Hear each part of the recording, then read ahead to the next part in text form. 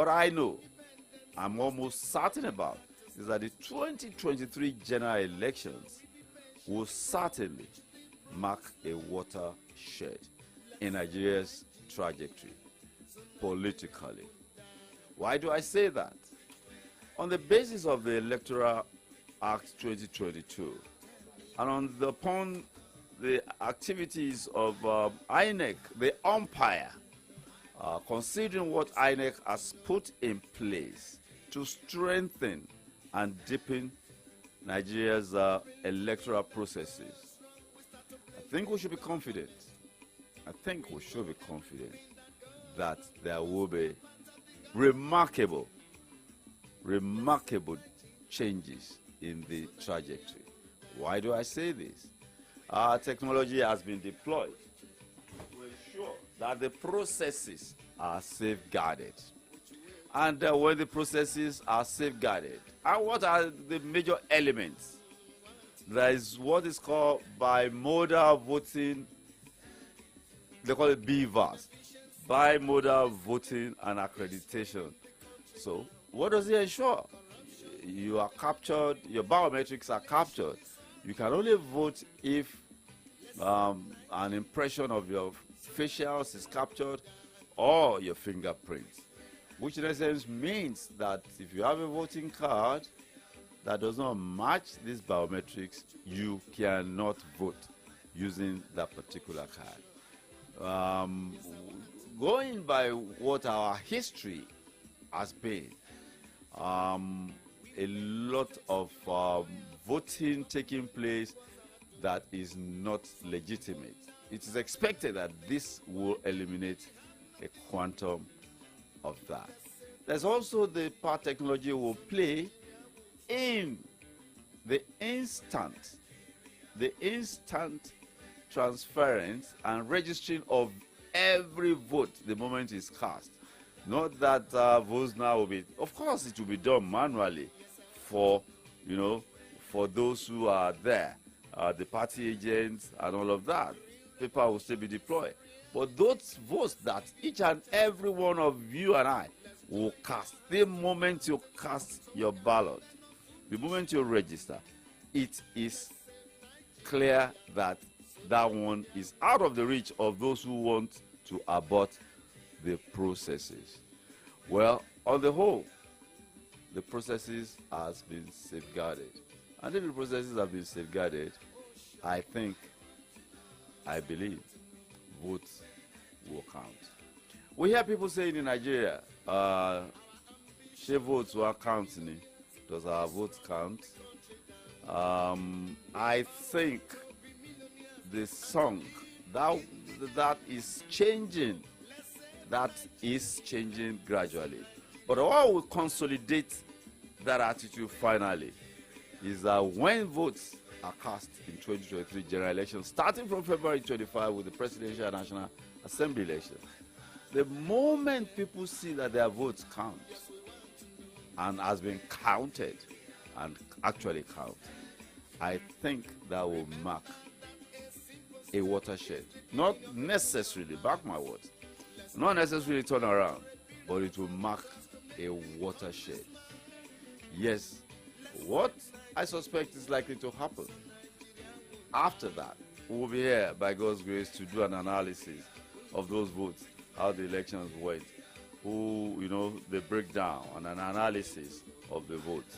Not necessarily at the national level alone, even at the local government and ward levels, the voting pattern, what has influenced it, and which group has done the biggest in casting their vote. And this takes me to what I call the critical mass of Nigeria's population.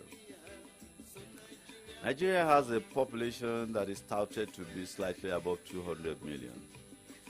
And out of that population, there is what I call the critical mass, the youth population, that is estimated to be nothing less than 63%.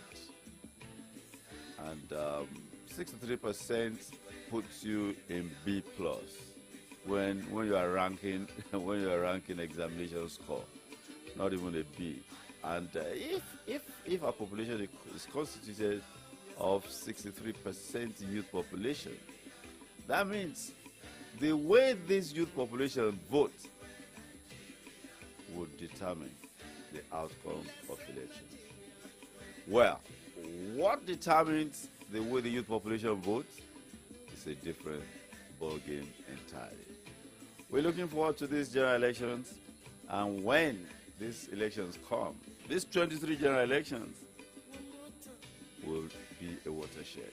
A few weeks ago, and as usual, I was in conversation with one of the political gladiators who is running for a big public office. And of course, he's been around for quite a while. And I asked him, "You're running for office now. You ran for office decades ago. You won then. This time around, what is the difference between the elections you are running for and the one you won, same position, so many decades ago?" And he told me, he said, way back in time, all we needed to do was to go to the gatekeepers and secure their support.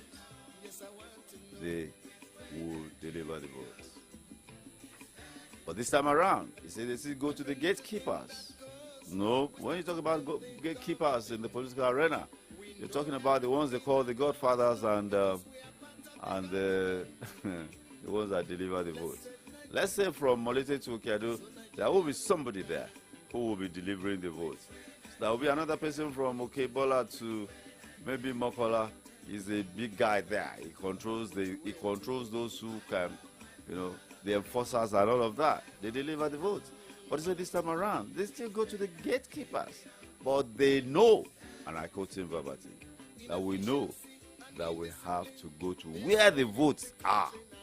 I said, oh, really? The votes are somewhere else? So why did you need to go to the gatekeepers?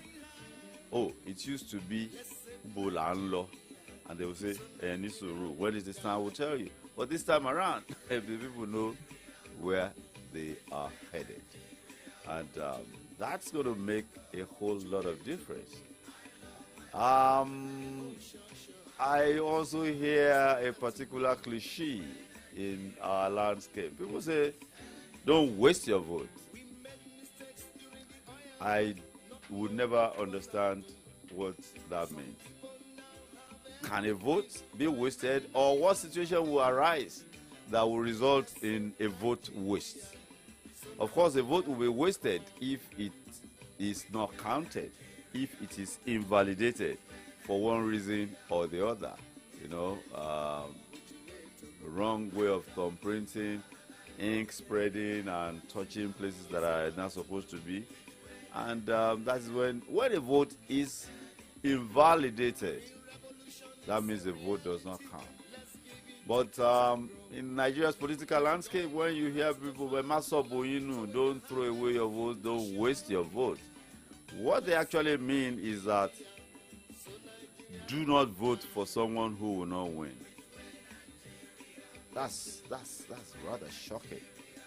A vote is determined by what you believe in. Your vote is determined by your convictions. That this is the person I'm going to vote for. This is the person I believe in that will deliver my heart's desire for governance. And I vote for him. The votes will be counted. And that is the only thing that matters. Win or lose. No, that is the man I want. It's an expression. Voting is an expression of preferences. I prefer this man. It is not about he wins or he doesn't win. I remember in 2003 when people were decamping en masse from Alliance for Democracy to the PDP. That was in the days of Aremu Saleh. He's a Yoruba man, he's one of us. And I kept asking people, you are leaving the Alliance for Democracy. Why were you there? I believe you were there for convictions, for your convictions that this is the party that I believe in. So on what basis are you departing from the party now? The responses I got, of course, had no basis in good governance or political party participation. Talking about our political parties, I've had calls to engage people regarding our political parties. And I've often described our political parties as special purpose vehicles. In this same studio, I've asked the gubernatorial candidate of a leading party, why are political parties like that? They just don't have an identity. Because if you have an identity, what then is the difference between APC and PDP and Labour Party and SDP or whatever party? Virtually no identity. They are in bed with APC tonight.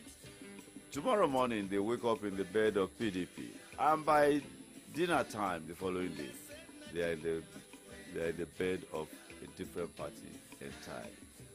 Is it that of conviction? Is it that people just do not believe in anything? Or the only thing they believe in is power? Get a platform that will get you the power. You can then start thinking of what to do with it. People are not doing enough to interrogate. But when you say this to people, the response you get is poverty, poverty, poverty. And I ask, you talk about poverty. What brand of poverty? Is it poverty of the spirit? Is it material poverty? Or what poverty are we talking about here? But they just tell you that people are too poor that anything they are offered, they will take it. I say, are people no longer thinking? Are they no longer forward looking? Are they not any more hopeful? If for the sake of hope you believe in something, you will do some self-denial today for the hope of tomorrow. But I hear people say, no, people are too hungry for for all this altruistic stuff that you are talking about. When we return, we'll dig deeper into Nigeria's political landscape. I'll be back shortly. It had to start. How long shall we be patient before we reach the promised land? Let's save Nigeria so Nigeria won't die. Which way Nigeria? Which way? Which way Nigeria? Tell me which way to go. I love my fatherland. Oh yeah, I want to know. Yes, I want to know which way Nigeria is heading to. Every little thing that goes wrong, we start to blame the government. We know everything that goes wrong because we are part of the government. Let's save Nigeria so Nigeria won't die. Which way Nigeria? Which way Nigeria? Tell me which way to go. Which way to go? I love my fatherland. Oh yeah, I want to know which way Nigeria is heading to. Inefficiency and indiscipline is ruining the country now. Corruption here, there, and everywhere. Inflation is soaring high.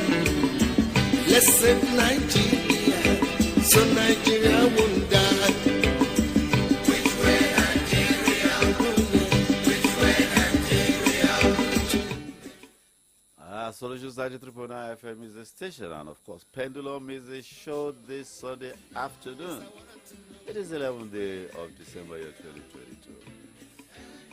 Every time I listen to this song by Sunday, of course, in the last few words that came out, there was inflation everywhere. If Sunday was singing inflation 38 years ago, I don't know what we will now call what we have.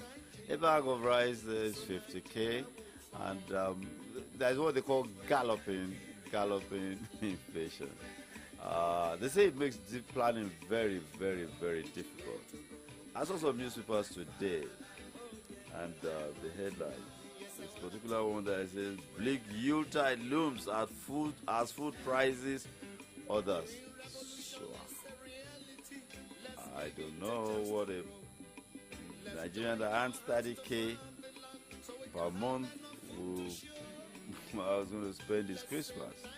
Of course, you may want to say that is why Nigerians are cutting corners.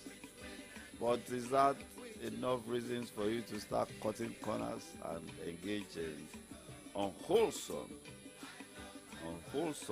acts? Well, that's a conversation for another day. I'm talking about the economic front, as it were. Looking back to 2015, when hopes were high, hopes were energized, hopes were reinvigorated, that yes, it was time to change. And then the year changed in 2019 to next level. But what we have now from the APC presidential candidate is called renewed hope. I remember Muhammadu Buhari came into office on the heels of his, in quotes, antecedent. A no-nonsense general, a no-nonsense former military head of state, and who was in government and governance with Babatunde Idiago. That memory, kindled hope in Nigerians that if you can have that again, and then coupled with the insecurity that was ravaging the land in the days of President Jonathan, so much so that Boko Haram hoisted its flag in several local governments in the northeast. Buhari won on the heels of that. I will fight corruption, insecurity, and of course, that subsidy was a scam. Here we are today. I'm sure in this Ibadan, probably a few stations are selling 180. People are buying 250, and probably in a few places above that. And of course, insecurity has now turned into a hydra headed, not just the northeast, northwest banditry, southwest. Of course, you have the insurgency of the Fulani kidnapping for ransom, all sorts of criminal activities. You go to the southeast, there is the issue of the people there demanding independence from Nigeria. When you look at this on the backdrop of Muhammadu Buhari, retired military commander and head of state, you wonder whether those hopes were probably placed and any fulfillment. And of course, on the issue of corruption, Nigerians will tell you that we are in a probably far more corrupt situation now than in 2015. And of course, you will have to give kudos to this government, at least to the government, the executive branch, and the National Assembly, for the hope of the nation that now rests with the electoral processes. But of course, I dare say that it will take a while for us to evolve and have political parties. What we have currently are certainly not political parties. They are special purpose vehicles that people are riding on. To get into power and to get into office. Therefore, when they get into office and power, they owe no allegiance to their party. Their allegiance is to themselves. On the economic scene, food price, let's even talk about inflation. Food price, let's bring it out to food price index, which is in itself higher than the general inflation rate. People are groaning, people are uncomfortable, and they're talking about a bleak Yuletide. But I tell Nigerians that we should brace up, probably brace up even for a tougher year ahead, but devise legitimate means of dealing with the situation. But we hope that when the elections come in 2023 February, when they start, Nigerians are going to choose wisely. Nigerians are not going to choose on the basis of ethnicity, faith, where does it come from, is my this, is my that. We're going to choose on the basis of what can he do? How is he going to do it? What is the assurance? What are the antecedents of the man promising to do this or that for us? And we should also believe that we are in transition. We are in transition. We should not deceive ourselves that there's going to be any magic one, that when we get our officials elected in 2023, that are going to be something sudden. Nothing is going to be sudden. It will mark the beginning, at best, of a transition. And of course, transitions are uncertain moments and periods. But they have to be guided. Guided by you and I. Yes, you and I that are elected, that will have elected those officials into office. It is not good enough that we elect them into office. It is incumbent, not just proper. It is incumbent on all of us to ensure that those who we elected and put in office will do the necessary due diligence in monitoring them. Yes, you will say that, well, they are in Abuja, they are inaccessible. We do not even see them. That is very convenient to say. That is the easy way out. That is the lazy, easy way out. If we desire good governance, we must work for it. And I'm going to liken this to marriage. People prepare a lot for the wedding day. A lot is involved, a lot is loaded. Wedding, my wedding, my wedding, my wedding. People prepare for the wedding. Do they prepare for the marriage? People, I repeat, prepare for the wedding. Do they do as much preparation for the marriage itself? They say marriage is the only institution you attend and you get your certificate at the inception of the process. It is important that we prepare. That even after electing people into office, we must monitor them. Not monitor them for things that will accrue to me. What do I get? You're not even an engineer. You're not even anything near that. And you go and start demanding for contracts that you will not dish out, give out to somebody else, and you just collect. I think if we do not change our ways, and think beyond I, me, and myself, and think communally, be rest assured that this nation is not going nowhere. It goes beyond the issue of leadership. Enough of blaming leadership. Leadership. Where does the leadership come from? Are they not a part and parcel of the same society? Are they not a part of us? Of course. We grow them, we produce them to come and lead us. And they can only lead us the way we want them to lead us. And they are leading us the way we desire to be led. I'll be back short after this. Which way Nigeria? Which way to go? Which way to go? I love my fatherland. Oh yeah. I want to know. Yes, I want to know. Which way Nigeria is heading to? One more time. Which way Nigeria is heading to?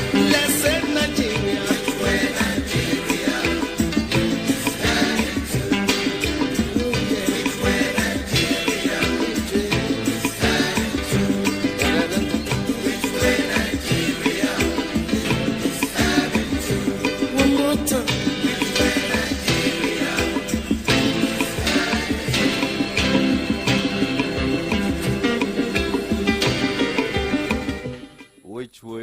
elsewhere. I can't stop myself from using this, this song, because that is our reality.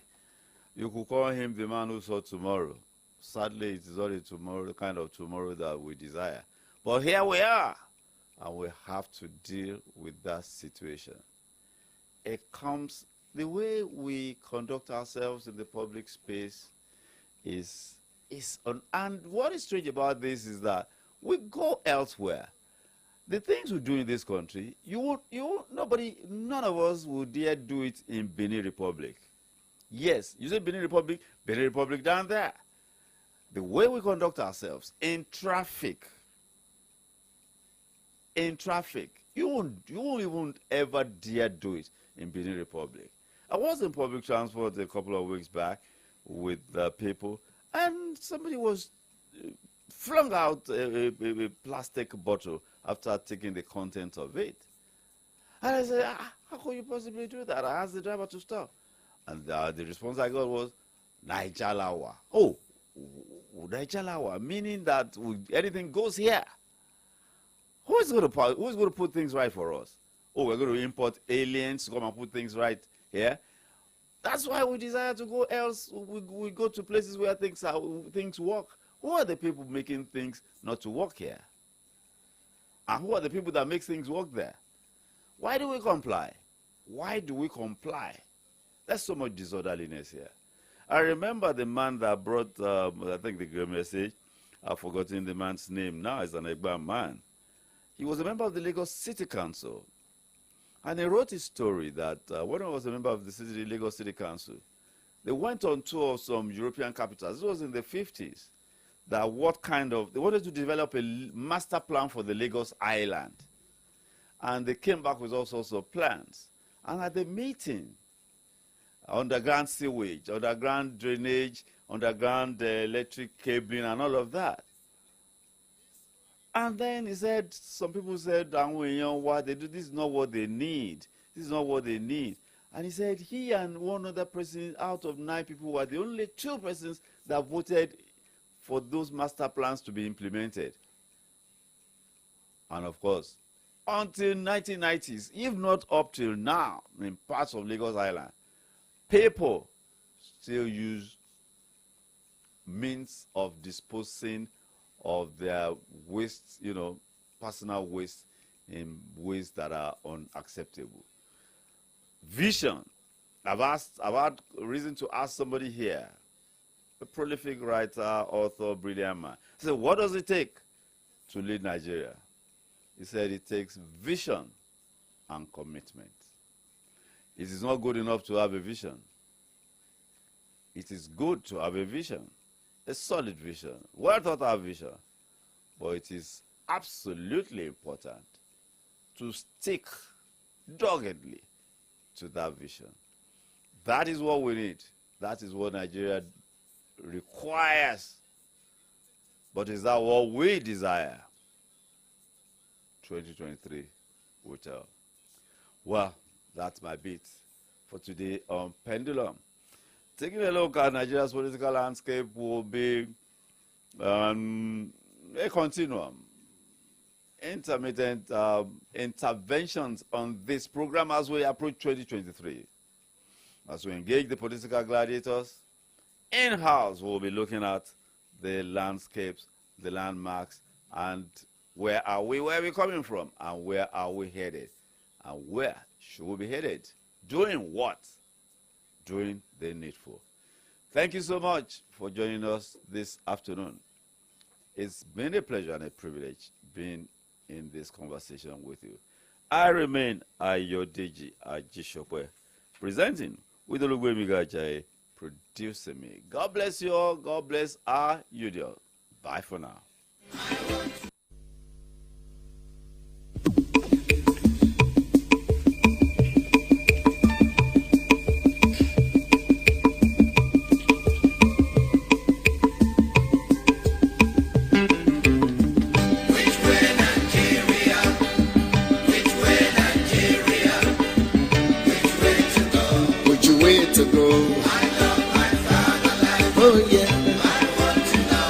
I want to know which way Nigeria.